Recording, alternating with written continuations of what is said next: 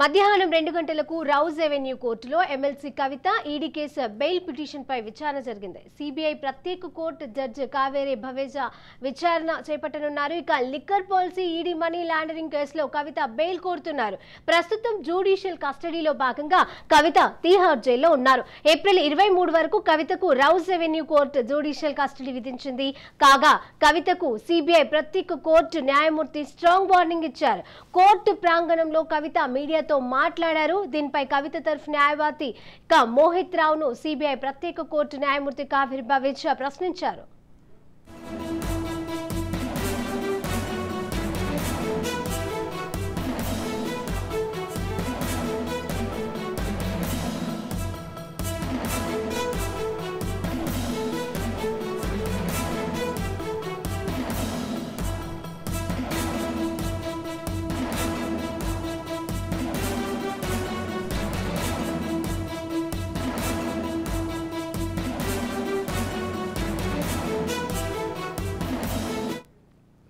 Bail petition దాఖలు చేసిన సమయంలో మోహిత్ రావును న్యాయమూర్తి ప్రశ్నించగా మీడియా అడిగితే మాట్లాడారని తెలిపారు. కవిత ఏం చెప్పాలనుకున్న విచారణ సమయంలో సిబిఐకి చెప్పాలని న్యాయమూర్తి సూచించారు. అంతేకాని కోర్టు ఆవరణలో మీడియాతో మాట్లాడటం వంటివి చేయవద్దని అన్నారు. ఈ విషయాలను కవితకు వివరించాలని ఆమె లాయర్కు న్యాయమూర్తి తెలిపారు.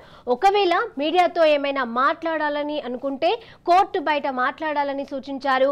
కోర్టు ఆవరణలో కానీ కారిడార్లలో కానీ మాట్లాడవద్దని కవిత న్యాయమూర్తి ఆదేశించారు.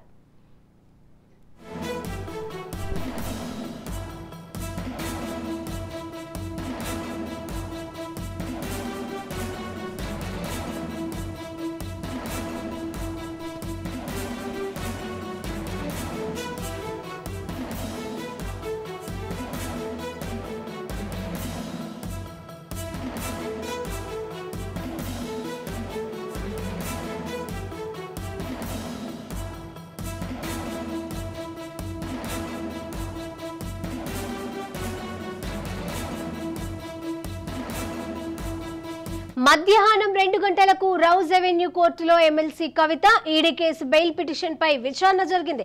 సిబిఐ ప్రత్యేక కోర్టు జడ్జి కావేరి భవేజా విచారణ చేపట్టనున్నారు. Liquor policy ED money laundering కేసులో కవిత బెయిల్ కోరుతున్నారు. ప్రస్తుతం జ్యుడిషియల్ కస్టడీలో భాగంగా కవిత తీహార్ జైల్లో ఉన్నారు. ఏప్రిల్ 23 వరకు కవితకు Rouse avenue court judicial custody విధించింది. కాగా కవితకు సిబిఐ ప్రత్యేక కోర్టు న్యాయమూర్తి స్ట్రాంగ్ వార్నింగ్ ఇచ్చారు. కోర్టు ప్రాంగణంలో కవిత మీడియాతో మాట్లాడారు.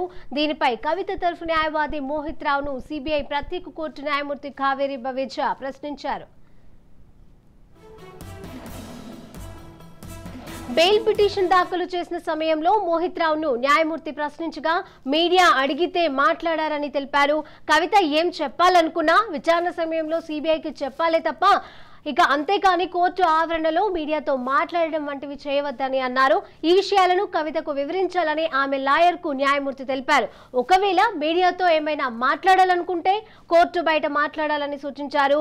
కోర్టు ఆవరణలో కానీ కారిడార్లలో కానీ మాట్లాడవద్దని కవితను న్యాయమూర్తి ఆదేశించారు.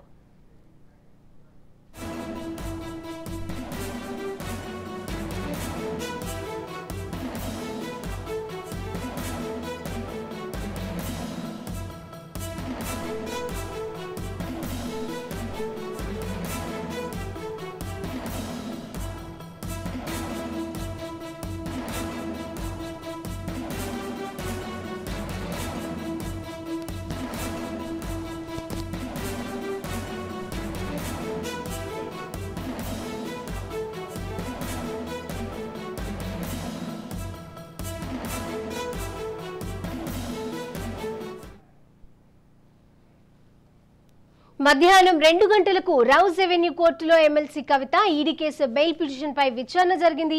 సిబిఐ ప్రత్యేక కోర్టు జడ్జి కావేరి భవేజా విచారణ చేపట్టనున్నారు. Liquor policy ED money laundering కేసులో కవిత బెయిల్ కోరుతున్నారు. ఇక వీటికి సంబంధించి మరిన్ని అప్డేట్స్ మా క్రైమ్ బ్యూరో చీఫ్ ఇన్నారెడ్డి అందజేస్తారు. ఇన్నారెడ్డి, శిరీష, ప్రస్తుతం కవితకు సంబంధించిన వ్యవహారంలో ప్రస్తుతం ఆమె జ్యుడిషియల్ కస్టడీలో ఉంది. నిన్న సిబిఐ దాదాపుగా దాదాపు 3 రోజుల పాటు విచారణ చేసిన తర్వాత ఆమెను కోర్టులో సబ్మిట్ చేసి 11 పేజీల రిమాండ్ రిపోర్ట్ కూడా సబ్మిట్ చేయడం జరిగింది. అయితే ఈ సందర్భంగా ఒక ఆసక్తికరమైన సంఘటన చోటు చేసుకుంది. అంటే ఆమె కోర్టు వెళ్తున్నప్పుడు కోర్టు లోపల మీడియాతో మాట్లాడుతున్న ఆ విషయాన్ని గమనించిన జడ్జి ఈ రకంగా మాట్లాడకూడదని చెప్పినప్పుడు కూడా వాళ్ళు అడిగిన దానికి సమాధానం చెప్తున్నా అని చెప్పేసి తర్వాత దీని మీద మీడియాతో అసలు మాట్లాడొద్దు అని కవితకు చెప్పాలని చెప్పేసి ఎవరైతే కవిత మాట్లాడుతున్న అడ్వకేట్ కూడా సూచించడం జరిగింది. ఏదైనా మాట్లాడితే కోర్టు బయట మాట్లాడని చెప్పిన ఒక రకంగా చెప్పండి వార్నింగ్ జరుగుతా ఉంది. మరి ఇలాంటి సిచ్యువేషన్ లో ప్రస్తుతం ఈ లిక్కర్ స్కామ్ కు సంబంధించి పూర్తి స్థాయిలో ఆమె ఇన్వాల్వ్ అయి ఉంది, దీంట్లో ఆమె కీలకమైన పాత్ర పోషిస్తుంది అని చెప్పేసి కూడా సిబిఐ కానీ అటుపక్కన ఎన్ఫోర్స్మెంట్ డైరెక్టరేట్ భావిస్తా ఉంది. సో దీంట్లో ఈ రోజు రెగ్యులర్ బెయిల్ సంబంధించిన వాదనలు ఈ రోజు కోర్టు ముందుకు వచ్చే అవకాశం ఇస్తా ఉన్నారు. రెగ్యులర్ బెయిల్ లో మళ్ళీ ఆమెకు బెయిల్ వస్తుందా రాదని దాని మీద ఇంకా సస్పెన్స్ కొనసాగుతా ఉంది. ఆర్గ్యుమెంట్స్ లో రెగ్యులర్ గా అంటే అటు పక్కన సిబిఐ కూడా చాలా స్పష్టంగా ఈమె చాలా కీలకమైన పాత్ర పోషించింది.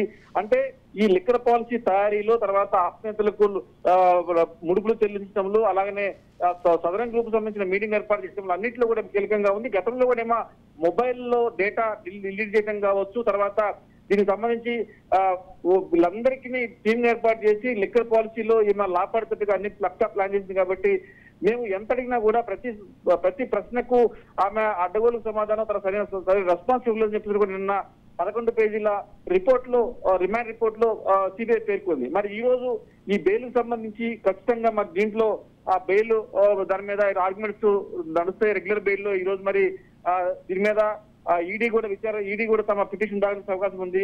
అంటే కేసు కీలక దశలో ఉన్న నేపథ్యంలో ఎట్టి పరిస్థితుల్లో ఆమెను బెయిల్ ఇవ్వద్దని చెప్పేసి కూడా అబ్జెక్ట్ చేసే అవకాశం కనిపిస్తా ఉంది. నిన్న సిబిఐ విచారణలో కూడా ఆమె సరైన సమాధానం చెప్పలేదు, సరిగా స్పందించలేదు. కాబట్టి ఆ బెయిల్ ను రిజెక్ట్ చేయమని చెప్పనే అటు పక్కన సిబిఐ తర్వాత ఎన్ఫోర్స్మెంట్ డైరెక్టరేట్ కూడా తమ వాదన వినిపించే అవకాశం ఇస్తుంది. ప్రస్తుతం సిబిఐ కూడా నోటీసులు జారీ చేసిన నేపథ్యంలో ఈ రోజు మరి కవితకు బెయిల్ వస్తుందా రాదా? కవిత అడ్వకేట్ మాత్రం ఇప్పటి వరకు విచారణ సహకరించింది, ఫ్యూచర్ లో కూడా సహకరిస్తుంది. కాబట్టి ఒక మహిళగా కన్సిడర్ చేస్తూ బెయిల్ ఇవ్వాలని చెప్పేసి కూడా కోరే అవకాశం ఉంది. మరి ఈ కోర్టులో మరి ఈ రోజు ఏం జరగబోతా ఉంది?